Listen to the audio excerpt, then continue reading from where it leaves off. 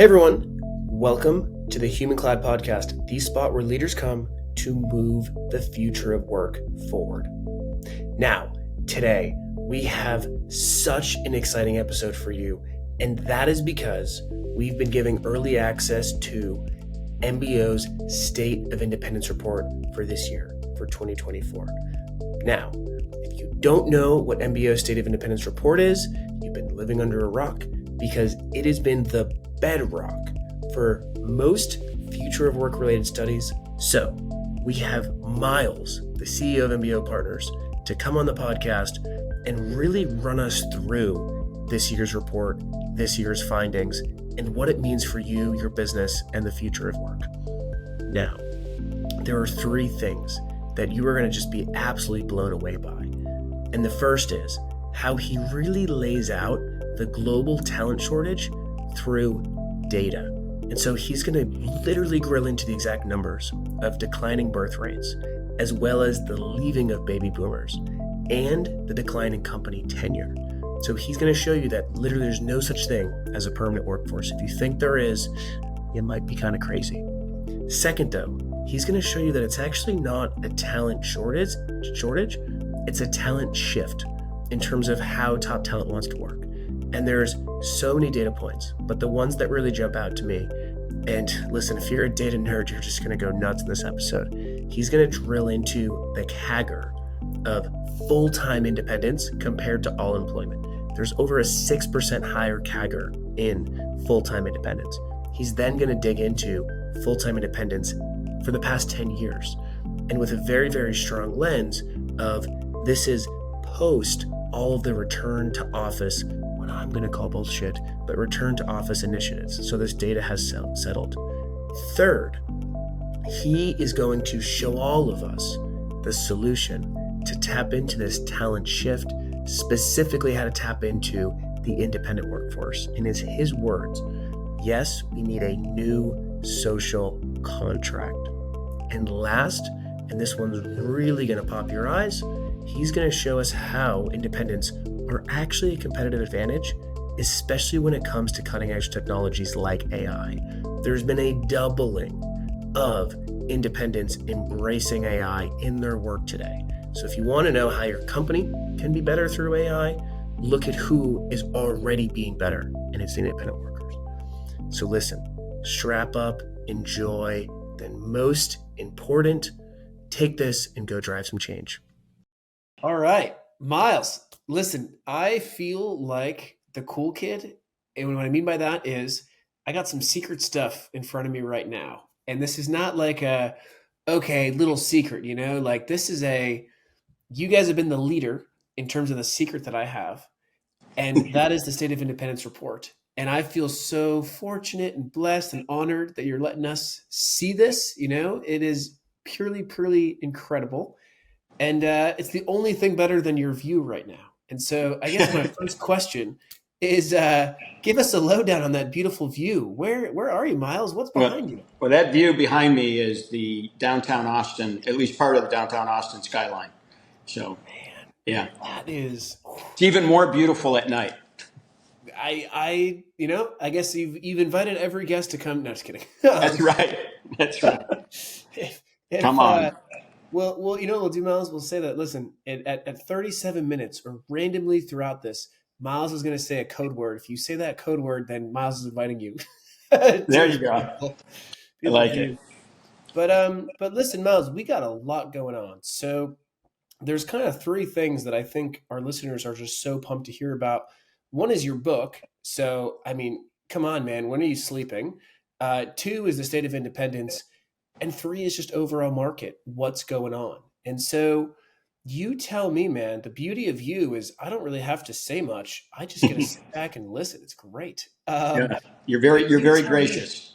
You tell me, Miles, where do you want to start? And tell us the secret of the fact that, are you sleeping? Like when are you doing all this stuff?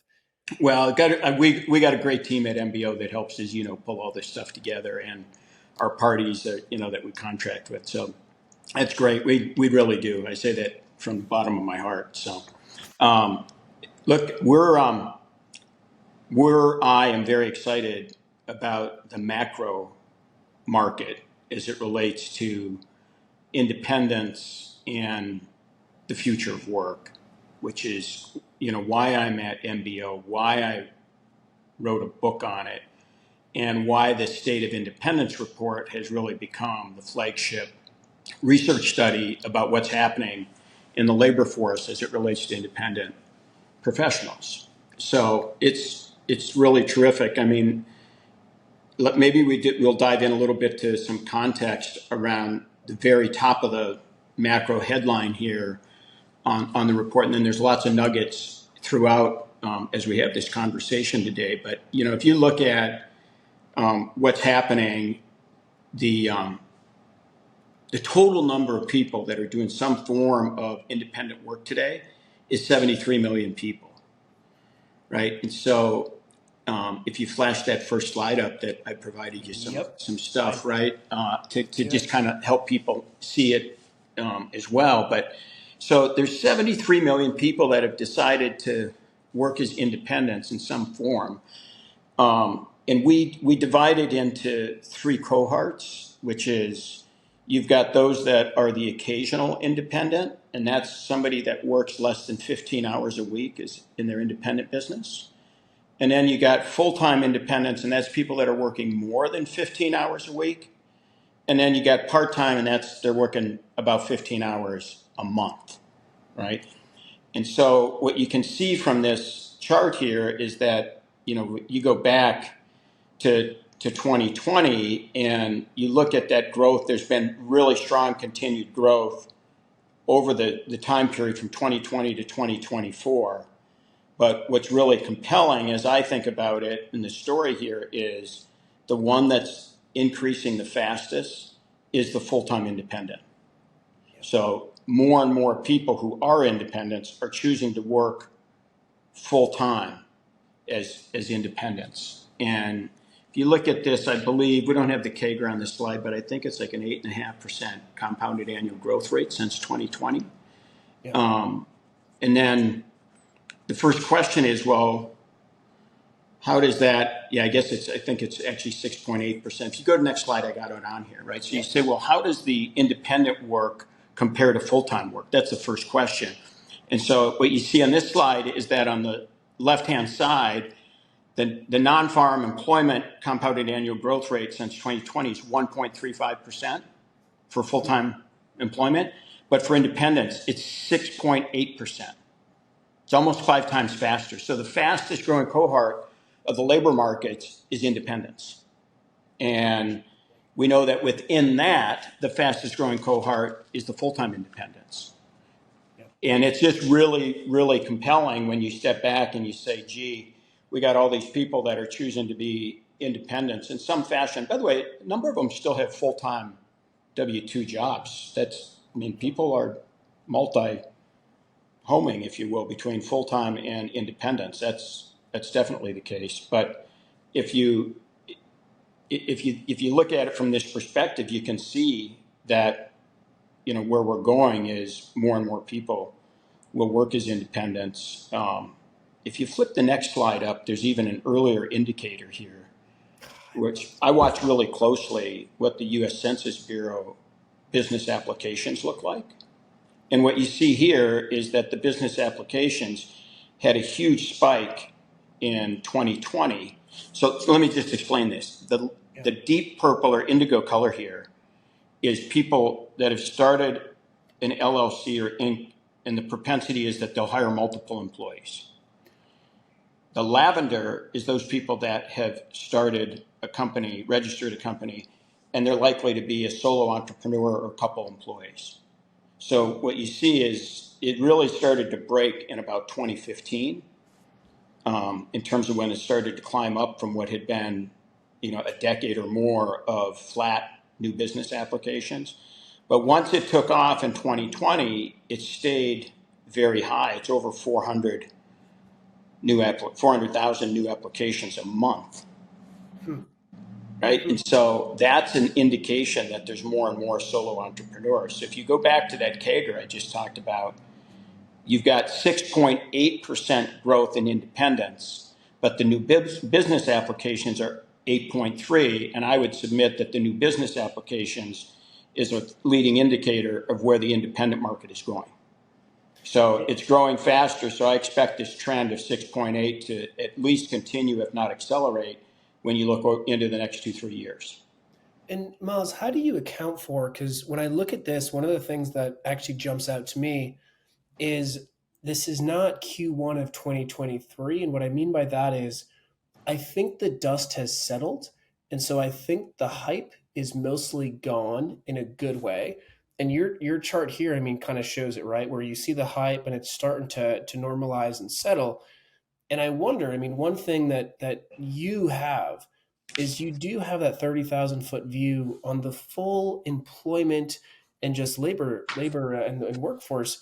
And I wonder, when you look at this 1.35%, I mean, how real even is that? And what I mean by that is, I mean, we always hear about unemployment's at 3%, yet the workforce participation rate is just growing, or is diminishing, very, very rapidly. So to me, and this is where, when I look at especially this chart, I'm like, okay, the independent workers, if anything, this is a conservative number, this CAGR, and the CAGR of regular jobs, if anything, seems inflated. And so, what do you think? What do you think's really, really happening? Yeah, so there's clearly was an impact around people looking for work through COVID, right? But Yeah. it hasn't really changed dramatically, right? On this 1.35%, it's continued to tick away at a very low growth rate. Um, One is you got the baby boomers, so you have people that are exiting the workforce, and I think everybody realizes that. But I'll show in a slide in a minute what's happened in the independents on that front. But if I really want to get macro picture here, you need to think about, and it's not in the 2024 numbers, but it's going to come through over the next 5 to 7 years, which is, in order to maintain a population, you need to have a fertility rate, which is how many births per woman in the population. The fertility rate needs to be 2.1. In the United States, we've not had 2.1 fertility rate since 2007. So we're 17 years into a declining population. So it also says that the future worker population has been declining. And so today we're running at about a fertility rate of about 1.7.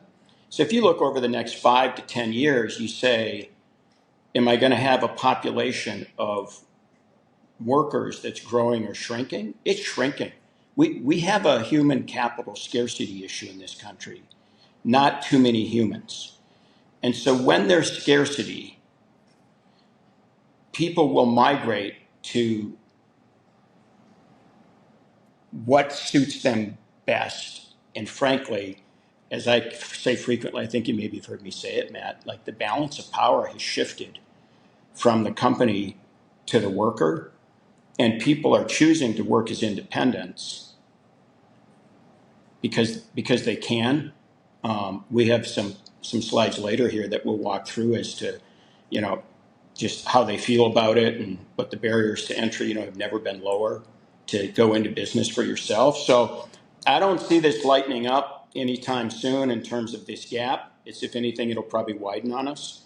And so the message here for me is, if you're an individual and you're thinking about how you create economic flow, i.e. make money to feed your family and create wealth, being an independent is a great channel or strategy to go do that. And at the same time, if you're a company, you have to really get good and perfect a human capital strategy that considers the independent workforce as part of your workforce strategy, not just an overflow strategy.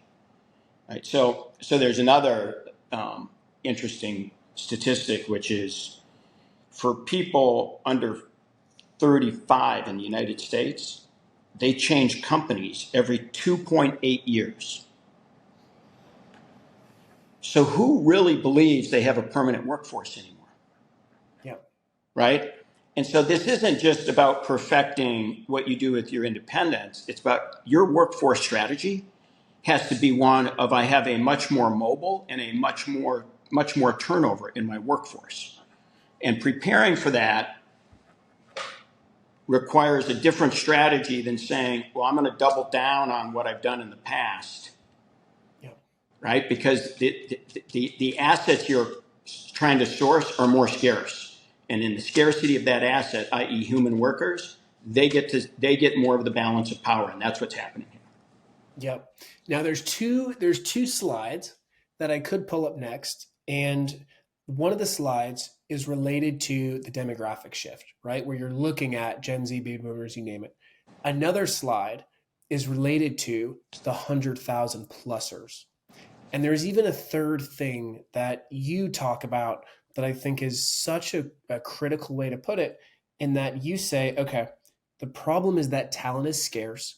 And I'm so happy you brought up the 2.1 miles. That was like I cannot wait to shout that one from the rooftops. But so the problem is that talent is scarce and increasingly scarce, right? This is not going away in any developed nation. The solution is, well, the independent workforce is not scarce and has over a 6% CAGR. And I think that number is even bigger. And what you always say, which I love, is, but the way that you need to tap into this is you do need to understand there's a new social contract, specifically happier, healthier, and wealthier, which is the third slide. Correct. So, my friend, do you want to dig into the demographics first, the 100,000 plusers, the happier, healthier, wealthier? You tell me. I will pull up whichever one you want. Why don't we just do them in the order you described them? I'm fine with that, Perfect. right? Because it kind of flows from the first discussion, right? So, well, let's start with the full-time independence, wherever that one is. This one right here? Yeah, that's it. Thank you. Yeah, so if you look at this, so if you think about it, the fastest growing cohort in independent work is full-time. And when you look at the full-time from 2020 to 2024, it's doubled. It went from 13.6 to 27.7 million people are now identifying as full-time independents. So the demographic it's by far the fastest growing group. And then you say, okay, but what's the demographic of the generations that comprise the workforce? Okay. And this is just 1 year of data here, but if you look at it, you can see here that in 2023, 19% of the independent workforce were baby boomers. In 2024, that dropped to 13%. So depending on how you want to look at it, it's effectively a 33% decline in baby boomers. That's no surprise to anybody, by the way. I think everyone says, yeah, these people are getting old, they're retiring. Well, one thing, they're working longer than they used to, but the youngest baby boomer today is 60 years old, right? And so we're seeing that decline, and it's being filled in with millennials and Gen Zs, which now comprise over 59% of the independent workforce. This is an important subtlety around this because for many years, a lot of independents were people that had a 20, 25, 30-year career with a corporation as a full-time employee, and then they retired and decided to do some form of independent work. Yep. What we're now seeing is at a much younger demographic, people are choosing to work as independents because that's the way of life they want. So now let's go to the happier. I'm doing an audible on you. Let's go to the 2 slides down, right? So why are people doing this? It's frankly, it's pretty simple. When you look at the full-time independents, what they tell you is 84% of them say they're happier working on their own. 79% believe that they're healthier than when they were a full-time employee working on their own. And 65% are more secure working independently, i.e. they've created multiple streams of income from multiple clients, so their downside risk economically is lower. So my question is, if you're an independent, worker, I should say, would you like to be happier, healthier, and wealthier? And if you're running a workforce, who doesn't want happy, healthy, wealthier workers? Yep. It's kind of that simple. I love. and it actually took me 2 times to hear it, Miles. So I'm going to make sure I repeat it for our listeners. When looking at this slide, and it, like I mentioned, Miles, this actually took me 2 times. So listeners, listen tightly right now. What you were showing is that this is no longer a dumbbell economy, meaning that you only have independence at the end or at the beginning. So you either have independence saying, okay, first time, let me try this, or I'm experienced and I'm going to have my own consultancy end of career. That's what it used to be. What this is showing is that no. Independents are staying. And so they might have started freelancing or being independent 2 years into work or 5 years into work, and they're not changing. They're staying full time. They're choosing a new career path. So I wanted to make sure I doubled down on that, Miles, because that is such a crucial point. That have you ever heard the term middle income trap before, Miles? Yeah. Yeah. Yeah. So we had a middle income trap as an industry. And the question is, are we going to get through it? And if we can't have a viable career path, then we're not going to have a real independent economy. And what this data is showing is no. We're actually starting to overcome that. And it's because the millennials are staying because they're happier, healthier, and wealthier. So I want to make sure I double down on that. Yeah. I mean, you definitely got it. Now, one of the set of data that we don't have in here that you may have heard me talk about before, which is you kind of say, why are people changing jobs every 2.8 years? That's pretty quick, right? And for the whole population now, people are changing jobs every 4 years. That's everybody, right? So we're not in this era of you come to work at a company and we'll take care of you for life in exchange for your loyalty to one company. And I will submit that one of the drivers of that is the changing structure of benefits.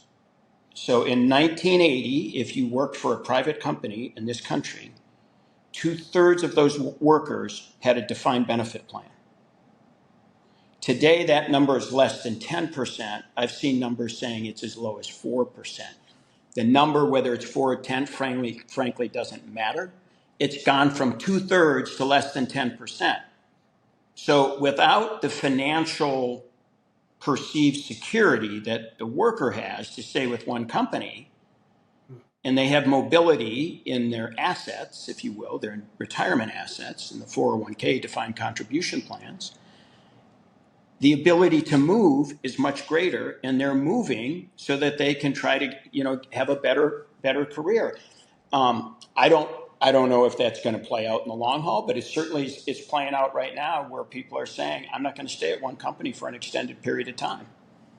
Yep. I mean, those are really profound numbers when you think about the defined benefit going away. You could say corporate America broke the promise being you come and work for me and I'll take care of you. I frankly, personally don't believe that the defined benefit plans were necessarily a well-constructed financial structure to begin with, but it doesn't really matter because it's changed for the worker, is what I'm saying. Yeah. No. And so, what workers want is the ability at the most human basic needs is they need the money to feed their family and to have a kind of life they want. And they're finding the ability to do that through multiple income streams works for them, as opposed to being tied to one income stream that can be taken away with the stroke of one layoff reduction. Right. Right. And Miles, listen, so I'm coming from a place of I'm 31. I've been fortunate to sit in a leadership position within an enterprise. And I know every single one of us, we saw parents who got either screwed over or realized the promise wasn't as good as it was. And not from a place, I do get really mad when, and not as much anymore, but people my age would come more from a place of, screw the company. And I'm like, no, calm down. You're going to do the same thing that CEO did. This is it's not the company's fault necessarily. It's just the business environment changed, right? And they're having to adjust and be flexible in ways that breaks a standard full-time contract. So Well, to be crystal clear, I do not advocate for only an independent workforce at all. You need full-time workers that are with the company for lots of reasons. But to think that your workforce should only be comprised of full-time workers is naive, because you'll never get access to the best talent if you're not accessing all of the channels where the great talent sits. And some of it sits in the full-time workforce, and some of it sits in the independent channel. Yep, exactly. So listen, let me summarize, because let me go from the beginning.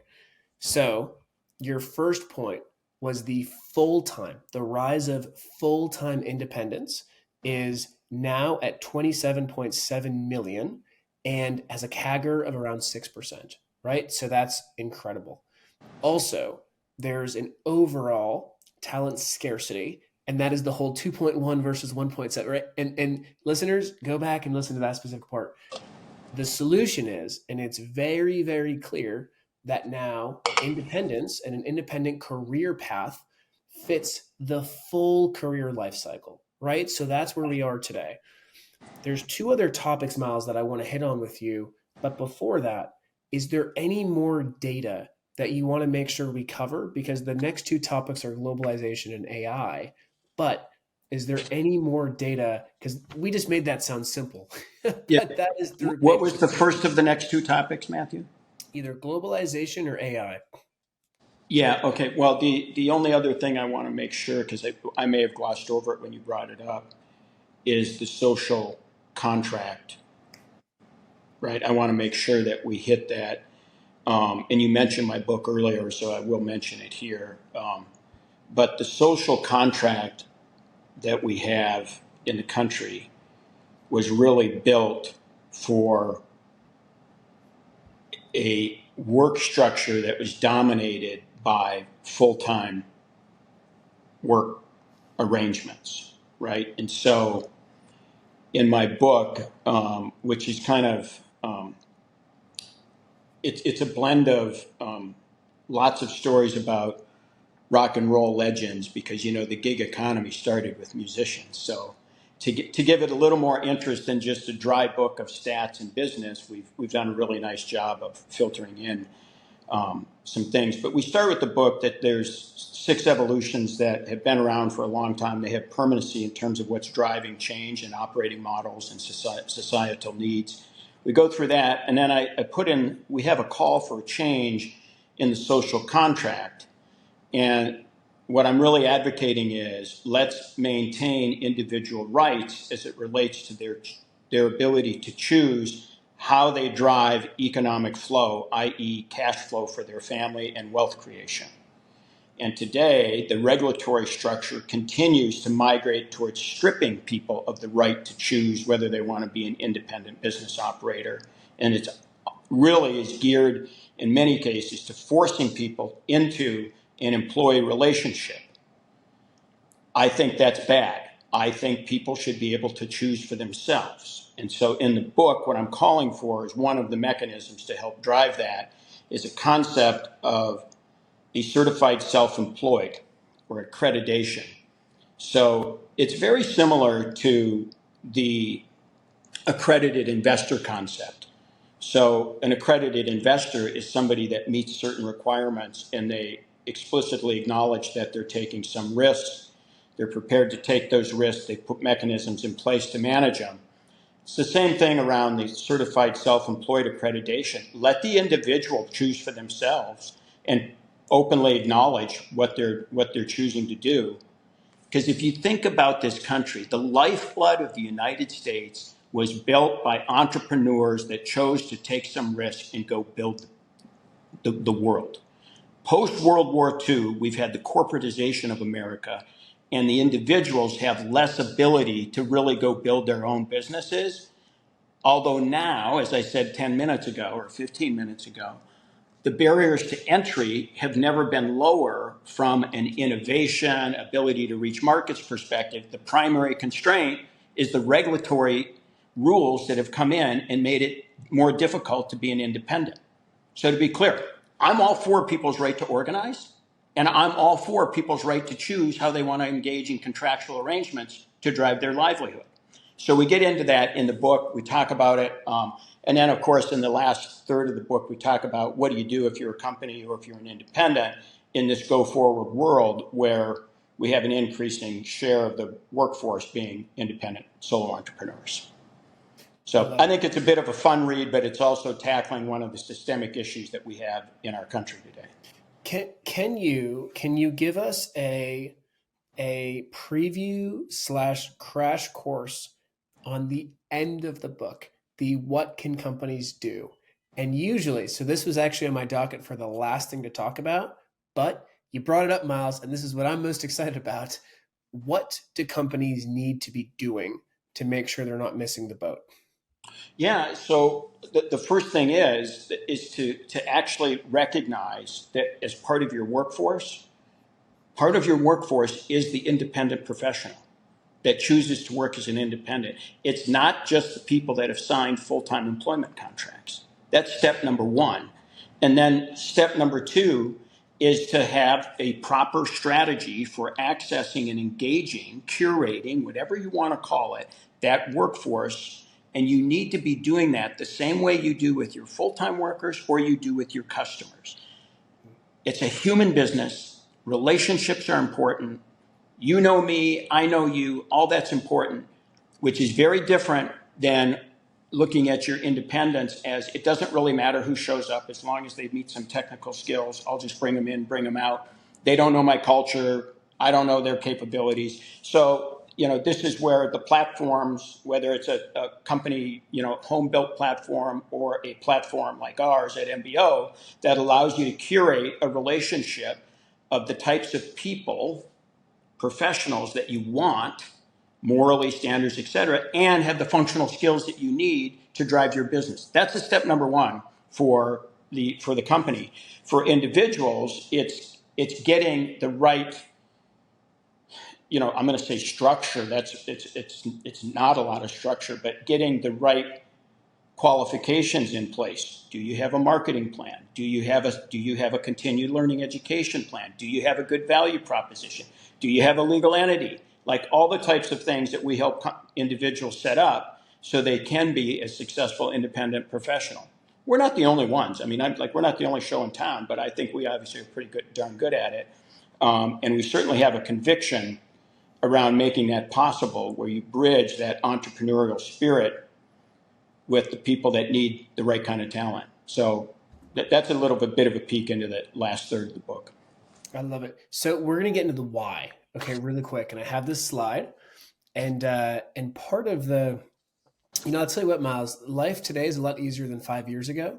But I was on the phone this morning with, one of the largest tech companies in the world, and one of the questions was, we heard this back in 2019, but then things went silent, and how come we're hearing it again?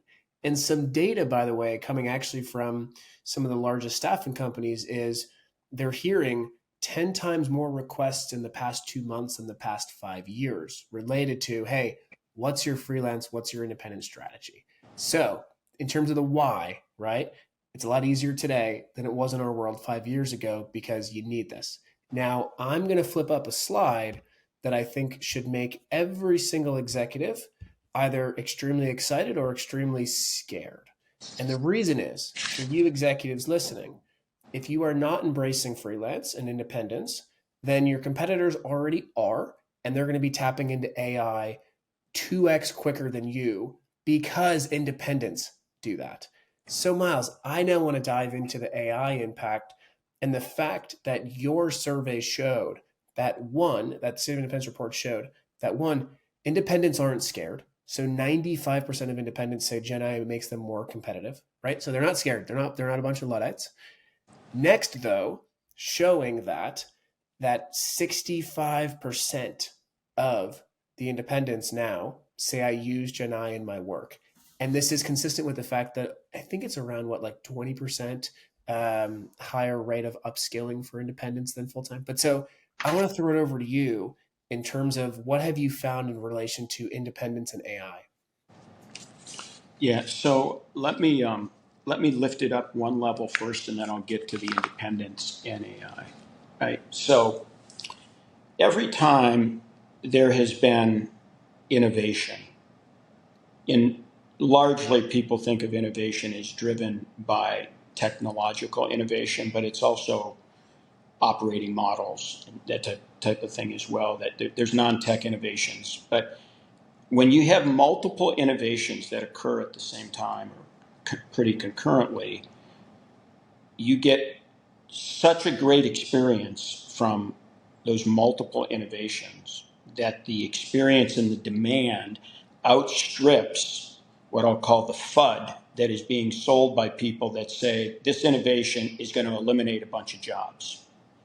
And I've heard it more than once. They'll say, this time is different. Those are the most expensive words in business, is to say this time is different. Okay, so when spreadsheets came out, Lotus 1, 2, 3, Excel, all the talk was we're going to eliminate the need for accountants. We didn't eliminate the needs for accountants. We increased the demand for the use of math and accounting and financial analysis in the conduct of business and other business. Same thing with when the rideshare apps came out. Oh, we're going to eliminate all these jobs for taxi drivers. It's going to be horrendous. There's not going to be any jobs. There's more people, like multiples, driving rideshare today than there were taxis. The iPhone came out. Why did they? What I say the iPhone, smartphone? Why did the smartphone come out? Because you had a convergence of technologies.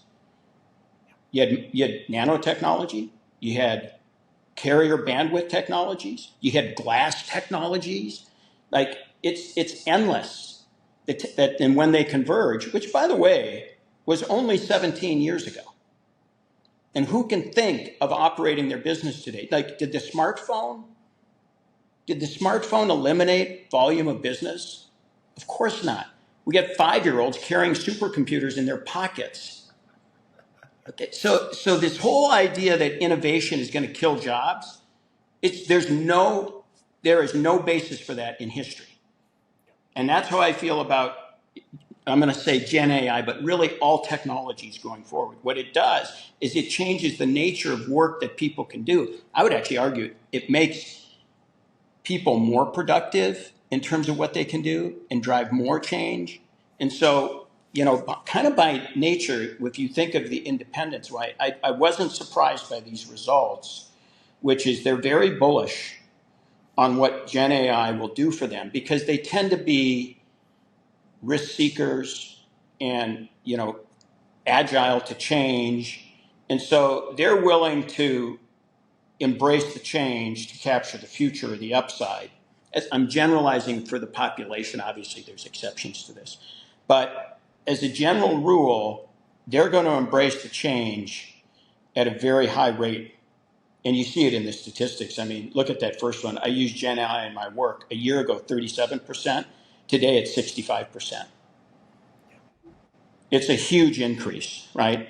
And, this, by the way, Gen AI will not be the last innovation by any stretch that people will use to change the way they do work. So I think it's partly tied to independence. It's partly the whole workforce. The difference is the independence, it's fully in their own control how fast they want to adopt or not. And all our data is saying they're adopting pretty darn fast. Yeah. Yeah. No, absolutely. So I wonder, Miles, as we hit the end, what I mean by end is the last sort of topic, right? I think one of the things that you have and I'm going to use more of a startup word, but you have such an unfair advantage. What I mean by that is you have a level of visibility that not many do. And because of that, you've really been able to see, I mean, hell, as early as 1996 is when Gene started MBO, right? Correct. So 20 plus years of seeing companies try and succeed and fail and succeed and fail, how to build an independent workforce. And what's really, really, really top of mind for me right now, and especially all the leaders I'm talking to, is two questions. The first being, who needs to be involved and who needs to drive this? And like I said, you've seen what works, what doesn't work. So, boy, is your visibility so essential. And second, what are the main blockers? And so, the State of Independence report clearly shows you need to be strategic around your independent workforce, right? This is no longer just yep, we have this vendor called MBO. That's not the case anymore, right? You need to be strategic. You need to be planning for this. You need to invest in this. But the two things that always come up to me are what are the biggest challenges and who needs to be involved and who needs to drive this. So you take your pick on which one you want to answer first. And Sure. I know this can be a massive, massive question. Yeah. So I would describe it this way. I talked about human capital scarcity early on.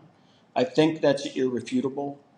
There might be some people that take a counterpoint to that, but the evidence is quite strong. We have a human capital scarcity issue. As a result, while human capital has always been viewed as a company's most valuable asset by most CEOs, they now recognize that because of the human capital scarcity, they need to open the aperture on what they define as their human capital. It's no longer just people contracted in a binary contract that results in an employment agreement and a W-2. That's a legal structure.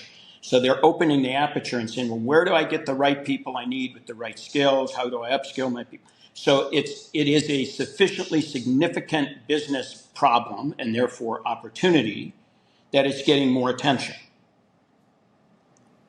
And specifically, more attention around what does this independent workforce potentially, what role does it play in my company workforce strategy? So that is definitely one. And I will tell you from my own experience, the executives that are responsible for driving the growth in a company tend to usually wield a pretty big stick internally. And when you can't get people to drive growth and you're being held accountable and paid off of your growth, you start to squeal. And so the squeaky wheels are moving just from the infrastructure side of the shop to the front end growth side of the shop, saying we need more people, we need them now, or you're not going to get your growth numbers. That's happening. So that's kind of the why. Why is it becoming more important? Is it sufficiently significant to enough of senior executives that they're asking for solutions? And then the biggest barrier is, look, it's change, okay? And the biggest barrier in most change management is humans, okay? There can be lots of tech. I've seen lots of tech products have, projects that go sideways, et cetera. But the barrier always comes back to the human's ability to adapt to the change, right? And if you're in a company and you're used to always using full-time workers, and you even, in the recruiting process, you recruit people, you tell them about the career, about your training program, so you can get, why they should come and stay with you. That's a different value prop than to an independent that says, look, we have some really exciting opportunities where you can hone your skills. You still get to determine your work schedule. It's a different value prop, because when you go to a big company, in many cases, again, not all, in many cases, there's a propensity to say, we're going to train all of our highest performers on how to become professional managers of other people. Well, today, a lot of people are saying, I don't want to manage a bunch of people. I want to do what I'm really good at. And I don't want to spend time trying to become a professional manager. I'd rather hone my functional technical skills than my management skills. I'm not saying one's good or one's bad, but the landscape has shifted. Back to my point about the balance of power sits with the worker increasingly over the company. And so you have to be prepared to meet where that scarce resource wants to meet you. And change can be hard. The number one bottleneck is people. And I want to make sure I call out exactly what you just mentioned, So in terms of the who, you brought up the fact that the difference is that the C-suite is asking and the infrastructure is going from support to growth. So usually from a enterprise adoption perspective of, okay, where do we really see lift? It's usually when it's touching a P&L, right? And it's usually when it's touching something growth related. So for example, we'll use a consulting firm. Right. Growth is usually coming when they're not meeting revenue, meaning they might be winning the projects, but they can't actually meet them because they don't have the people or they're losing in the RFPs because they don't have the expertise, right? So this doesn't mean that an independent workforce is a talent strategy. No, no, no. This is literally a revenue strategy. This is a growth Correct. strategy. This is innovation. So that's one point that you brought up. The second thing, though, in mentioning the barrier is people.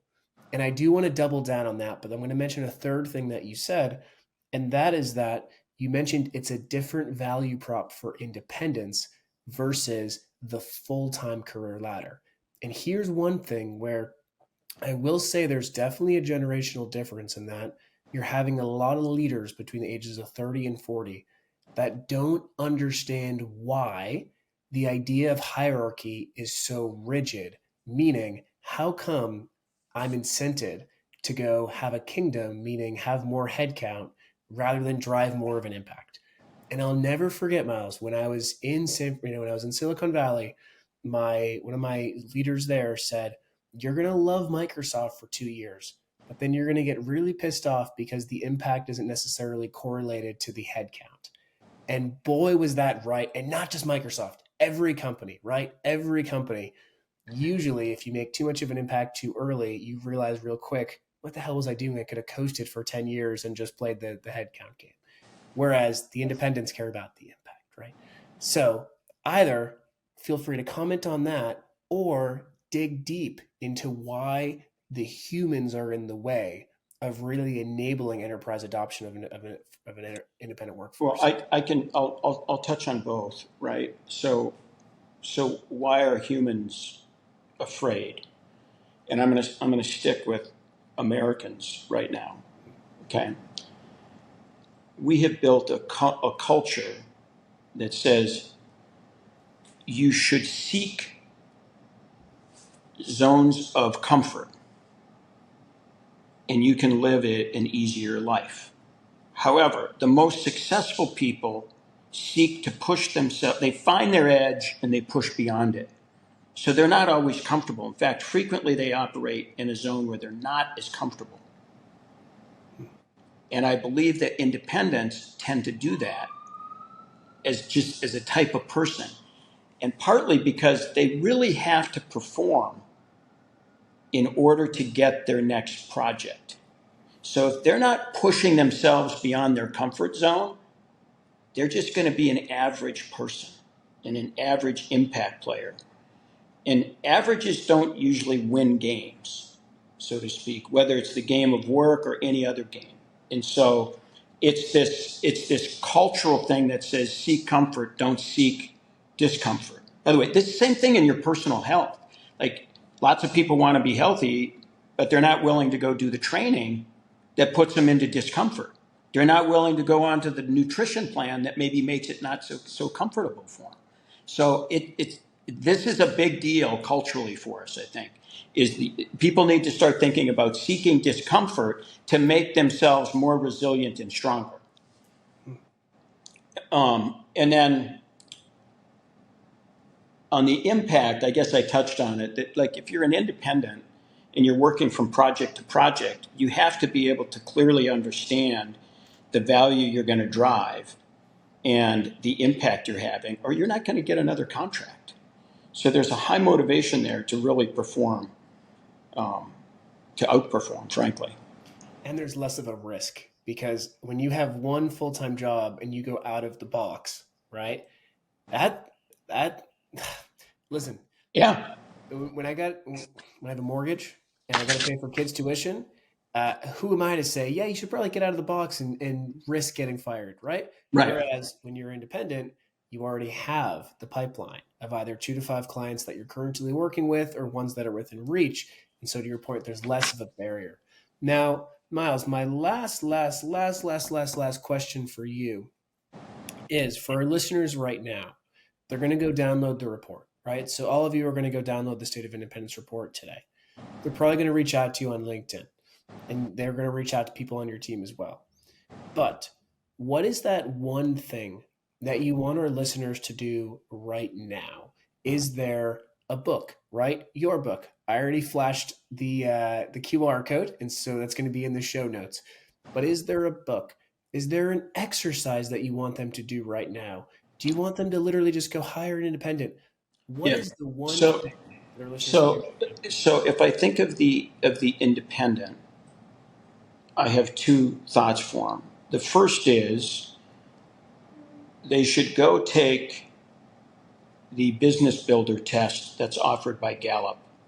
It's online. It's like $50 or $100. By the way, I don't make any money on this, just to be clear to people like that. But it is, in my opinion, perhaps the best assessment of whether you have what it takes to be a successful entrepreneur. Because being an independent is effectively being an entrepreneur. And it will tell you the type of entrepreneur you will be most successful at. So it will help you think about maybe who you should team with, et cetera. It's a tremendous test assessment. My friends at Gallup came out with it probably over a decade ago at this point. I really like that. And then the second one of your freelance colleagues over at Forbes is the Tiny Company, Big Business by Elaine Forbes is a great book on seeing the possible of what you can do being an independent. Right. So that's on the individual side. And if you think of the company side, I think the company side, obviously my book, but that's not coming out till January. It's a bit of a selfish, promotion. But I think looking at the state of independence, because in that report, we have lots of data that show where the talent is moving. So if you're in a company and you're like, I want to actually be able to understand and access this independent workforce, how do I do it? That data is a really good roadmap. We have a good roadmap on how you go do that. When I say good roadmap, there's how do you think about doing it compliantly, and then how do you scale it, and then how do you optimize a workforce? We've got all that stuff, and it's very helpful to the enterprise. If you think about what we do, we serve both the talent and the enterprise. And so what we're trying to do is create transparency and take friction out of the system of working together. And then, hopefully as that friction comes down, the market becomes more and more liquid, both for the talent, the supply, and the enterprise, the buyer. So I would say go check out the website on the Engage, Scale, Optimize approach. And we're happy to talk to anybody about it, of course. I love it. I love it. Listen, Miles, you have one last funny question, okay? And I swear this isn't from me. I'm not going to tell you who, and it's not from Gene as well, but I'm sure he wants to know as well. Miles, if you only had one exercise that you could do, bench press or squat, which one would you do? Between bench press and squat? Mm-hmm. Not even a debate, squat. That's how I know that you are a very, very long-term thinker who prioritizes sustainability over short-term. And Miles, I would say the bench press. So you and I, my friend, let's not play golf together because we're both going to shank everything that we can possibly do. But listen, Miles, this has been beyond incredible. Most important is where can our listeners find you and find MBO? Yeah, well, look, you can find us at MBO.com, MBOpartners.com. And then if you're interested in the book, it's at freebirdsrevolution.com. You can find it. Comes out in January, and I'm sure I'll get lots of feedback on that. I always say feedback's a gift, so I'll take any and all feedback on this from people too. They're going to tell you to start bench pressing, Miles. That's going to be my Amazon review is going to be like a little bit too much squat in here. Miles, this has been beyond incredible. Thanks so much for hopping on the pod, bud. Great. Thank you, Matthew. Be well.